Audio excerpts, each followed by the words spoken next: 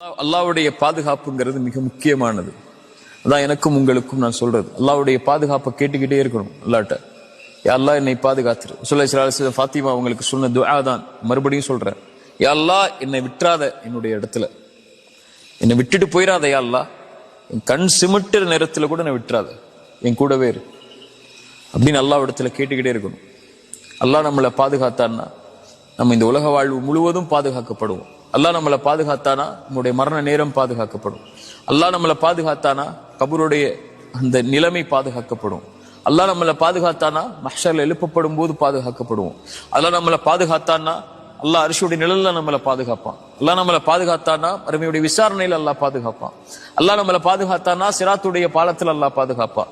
அல்லாஹ் நம்மளை பாதுகாத்தானா சொர்க்கம் வரைக்கும் அல்லாஹ் நம்மளை பாதுகாத்து கொண்டு போயிடுவான்.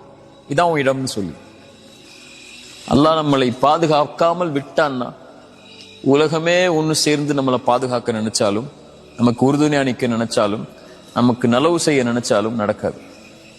சரியா?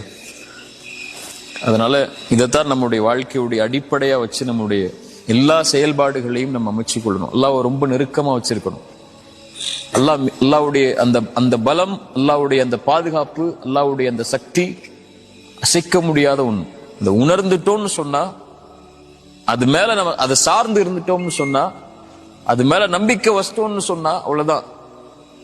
மூசாவுக்கு ஒரு கைத்தடி தான், யூனுஸுக்கு ஒரு பிரார்த்தனை தான், நூஹ் அலைஹிஸ்ஸலாமுக்கு ஒரு மழை தான். சரியா? நபி ஈசாவுக்கு அந்த சோதனையிலிருந்து அவங்க தங்களை பாதுகாக்க நினைச்ச பிரார்த்தனை தான். ரசூலுல்லாஹ்வுடைய ஒவ்வொரு நிலைமையும் நம்முடைய வாழ்க்கை ரசூலுல்லாஹ்வுடைய சீரால அல்லாஹ் அவர்களை பாதுகாத்த நிகழ்வுகள், அல்லாஹ் அவர்களை அழைத்த காரணத்தால் தான். புரியுதா? அல்லாஹ் ஹஃபீத், அல்லாஹ் பாதுகாப்பவன். அல்லாஹ் கரீப், அல்லாஹ் நம்மளோட நெருக்கமா இருக்கிறவன். அல்லாஹ் முஜீப், பாதுகாப்புல இருக்கக்கூடியவர்கள் அழைத்தால் அல்லாஹ் பதில் அளிக்கக்கூடியவன். அல்லாஹ் பாதுகாக்கக்கூடியவன்.